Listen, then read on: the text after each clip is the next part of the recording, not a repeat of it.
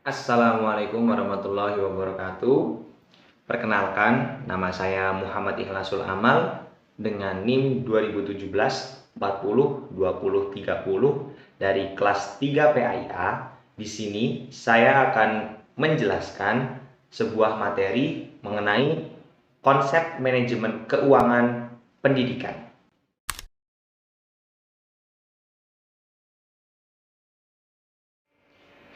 Sebuah pendidikan akan berjalan dengan baik apabila di dalamnya terdapat tenaga pendidik yang profesional dan tentu ditopang dengan sarana-prasarana yang memadai.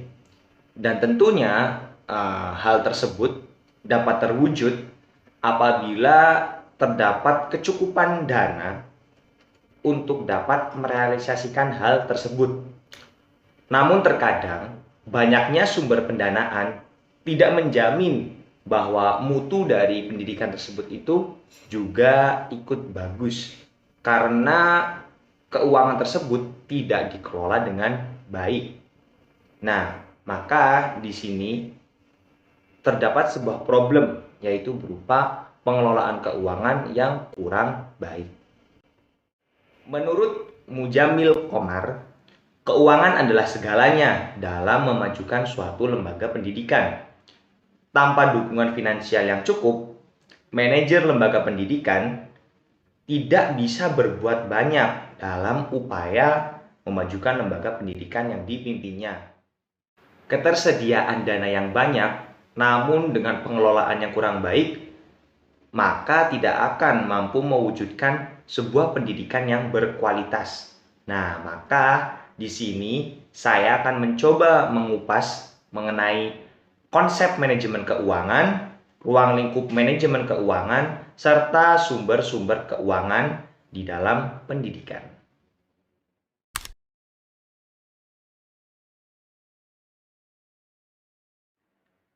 Yang pertama yaitu pengertian dari manajemen keuangan pendidikan. Manajemen keuangan pendidikan atau disebut juga dengan pembiayaan pendidikan adalah sejumlah kegiatan yang berhubungan dengan pengadaan keuangan, pemanfaatan keuangan, hingga pertanggungjawaban keuangan dengan harapan tercapainya tujuan pendidikan secara efektif dan efisien. Menurut Nanang Fatah, pembiayaan pendidikan adalah sejumlah uang yang dihasilkan dan dimanfaatkan untuk membiayai kebutuhan pendidikan seperti gaji guru, pengadaan sarana dan prasarana, peningkatan profesionalitas guru, kegiatan ekstrakurikuler, kegiatan supervisi pendidikan, dan kegiatan lain-lain yang masih berhubungan dengan kegiatan pendidikan. Dalam arti lain, bahwa manajemen keuangan pendidikan adalah sejumlah aktivitas yang tersusun secara sistematis dan sistemik, mulai dari perencanaan, penggunaan keuangan, pengawasan, dan evaluasi, serta pertanggungjawaban dan pelaporan. Menurut Bafadal, dalam Agustinus Hermino, manajemen keuangan setidaknya memiliki beberapa fungsi. Yang pertama yaitu perencanaan anggaran tahunan, yang kedua pengadaan anggaran, yang ketiga pendistribusian anggaran, yang keempat pelaksanaan anggaran, yang kelima pembukuan keuangan, dan yang terakhir pengawasan dan pertanggungjawaban keuangan. Kemudian menurut Sulis Tiorini, fokus manajemen keuangan sendiri, yaitu keuangan pendidikan, manajemen keuangan pendidikan adalah memfungsikan dan mengoptimalkan kemampuan menyusun rencana anggaran sekolah, mengelola sekolah berdasarkan rencana dan anggaran tersebut, dan memfungsikan masyarakat untuk terlibat aktif dalam berpartisipasi mengelola sekolah.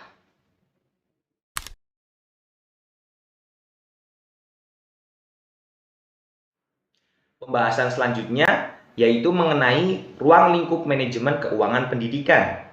Menurut Arwidayanto dan kawan-kawan, ruang lingkup manajemen keuangan pendidikan terdiri dari 4 aspek kegiatan, yakni penyusunan atau perencanaan anggaran atau budgeting, kemudian ada pembukuan atau accounting, kemudian ada pemeriksaan atau auditing, dan yang terakhir yaitu pertanggungjawaban.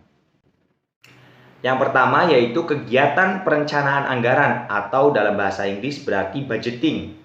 Budgeting adalah kegiatan mengidentifikasikan tujuan, menentukan prioritas, menjabarkan tujuan ke dalam penampilan operasional yang dapat diukur, menganalisis alternatif, pencapaian tujuan, dengan analisis cost effectiveness, membuat rekomendasi alternatif pendekatan untuk mencapai sasaran tujuan. Yang kedua yaitu pembukuan atau accounting. Pembukuan dalam manajemen keuangan pendidikan meliputi dua hal. Yang pertama, pengurusan menyangkut kewenangan menentukan kebijakan, menerima, dan mengeluarkan uang. Kepengurusan ini disebut juga dengan istilah kepengurusan tata usaha. Yang kedua, kepengurusan yang menindaklanjuti urusan pertama, yakni menerima, menyimpan, dan mengeluarkan uang dalam pengelolaan keuangan. Hendaknya kepala sekolah memberikan arahan serta bimbingan kepada seluruh staf yang diberi kepercayaan untuk mengelola keuangan sekolah. Yang ketiga, yaitu pemeriksaan atau auditing. Adalah kegiatan yang menyangkut pertanggungjawaban penerimaan, penyimpanan, dan pembayaran atau penyerahan uang yang dilakukan bendahara kepada pihak-pihak yang berwenang. Yang keempat yaitu pertanggungjawaban. Pertanggungjawaban adalah pelaporan yang dibuat sebagai bentuk pertanggungjawaban keuangan kepada kalangan internal lembaga atau eksternal yang menjadi stakeholder dalam lembaga pendidikan tersebut. Laporan keuangan ini diantaranya dapat ditunjukkan kepada yang pertama, Kepala Dinas Pendidikan, yang kedua, Kepala Badan Administrasi Keuangan Daerah atau BAKD, dan Dinas Pendidikan Daerah, dan lain sebagainya.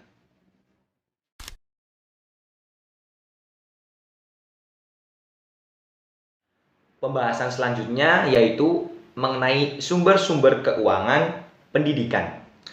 Di dalam Undang-Undang Nomor 20 Tahun 2003, Pasal 46 Ayat 1 menyatakan bahwa pendanaan pendidikan menjadi tanggung jawab bersama antara pemerintah, pemerintah daerah, dan masyarakat. Hal ini juga disebutkan oleh Sulistyorini bahwa secara garis besar sumber keuangan pendidikan dapat dikelompokkan menjadi tiga, yaitu yang pertama pemerintah, pemerintah pusat, pemerintah daerah, maupun keduanya. Yang kedua yaitu dari orang tua siswa atau orang tua peserta didik. Yang ketiga yaitu masyarakat, baik yang sifatnya mengikat maupun tidak mengikat. Sumber keuangan pertama yaitu sumber keuangan yang berasal dari pemerintah. Sumber keuangan dari pemerintah ini disediakan melalui jalur anggaran rutin dalam daftar isian kegiatan atau DIK yang dialokasikan kepada semua sekolah untuk setiap tahun ajaran. Dana ini lazim disebut dengan dana rutin. Selain DIK, pendanaan dari pemerintah juga diberikan kepada setiap sekolah berupa dana bantuan operasional sekolah atau biasa kita kenal dengan istilah BOS yang diberikan secara berkala sebagai upaya pemerintah membantu pembiayaan operasional sekolah. Sumber dana yang kedua yaitu berasal dari orang tua siswa atau peserta didik. Pendanaan dari orang tua peserta didik disebut juga dengan pendanaan dari masyarakat yang bersifat mengikat. Pendanaan ini disebut juga dengan istilah iuran komite yang besarannya ditentukan melalui rapat komite. Sumber dana yang ketiga yaitu berasal dari masyarakat. Pendanaan pendidikan dalam kategori ini merupakan pendanaan dari masyarakat yang sifatnya sukarela, baik secara pribadi maupun kelompok seperti yayasan, badan usaha milik pemerintah maupun swasta, sebagai bentuk kepedulian terhadap kegiatan pendidikan di suatu sekolah.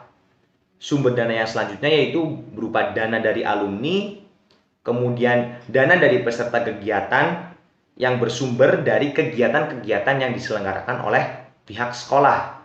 seperti kegiatan yang diperuntukkan untuk peningkatan kompetensi guru yang dilakukan secara mandiri oleh sekolah dan pendanaannya melibatkan guru, atau kegiatan ekstrakurikuler yang diberikan kepada peserta didik untuk pengembangan diri sesuai dengan bidang yang diinginkan peserta didik, seperti kegiatan pengembangan diri tata boga, tata busana, pramuka, dan lain sebagainya.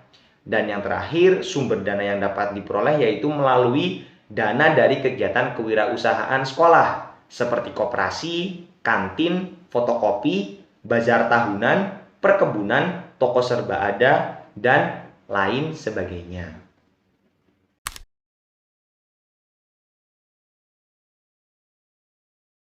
Pembahasan selanjutnya yaitu mengenai prinsip-prinsip manajemen keuangan. Setidaknya ada 4 prinsip. Yang pertama yaitu transparansi. Transparansi artinya keterbukaan, di mana adanya keterbukaan dalam pengelolaan keuangan, mulai dari sumber-sumber keuangan, pemanfaatan, hingga pertanggungjawaban keuangan pendidikan. Dan hal tersebut dapat dituangkan atau dapat diinformasikan melalui RAPBS yang ditempelkan di papan pengumuman, ruang guru, ruang tata usaha atau TU, maupun melalui media online, website lembaga pendidikan yang bersangkutan, sehingga semua yang berkepentingan mudah mengetahui sumber keuangan serta pemanfaatannya. Prinsip yang kedua yaitu akuntabilitas.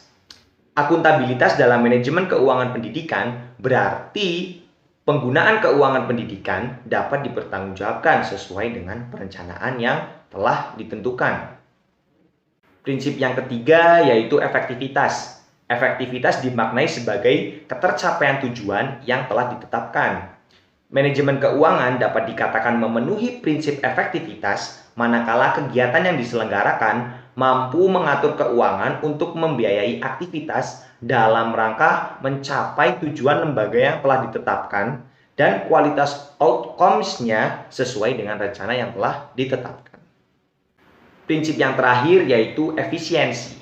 Efisiensi adalah perbandingan terbaik antara masukan atau input dan keluaran atau output antara daya dan hasil. Penyelenggaraan kegiatan pendidikan dapat dikatakan efisien manakala mampu memanfaatkan waktu, tenaga, dan biaya yang sekecil-kecilnya, namun dapat mencapai tujuan yang telah direncanakan. Kemudian, dalam Undang-Undang Nomor 20 Tahun 2003, Pasal 48 menyatakan bahwa pengelolaan dana pendidikan berdasarkan pada prinsip keadilan, efisiensi, transparansi, dan akuntabilitas publik. Prinsip keadilan yaitu pelaksanaan prinsip keadilan yaitu besarnya pendanaan pendidikan yang besarannya disesuaikan dengan kemampuan masing-masing. Kemudian prinsip efisiensi mengarah pada perbandingan antara pemasukan dan pengeluaran atau antara daya dengan hasil. Kemudian prinsip transparansi yaitu artinya menekankan adanya keterbukaan dalam manajemen keuangan pendidikan, baik dari segi sumber keuangan pendidikan, jumlahnya, rincian kegunaannya, maupun pertanggungjawabannya. Secara keseluruhan harus jelas dan sesuai dengan kenyataannya dan pelaksanaannya. Dan yang keempat yaitu prinsip akuntabilitas publik. Artinya, penggunaan keuangan sekolah harus dapat dipertanggungjawabkan. Pengeluaran harus sesuai dengan perencanaan sekolah yang telah ditetapkan.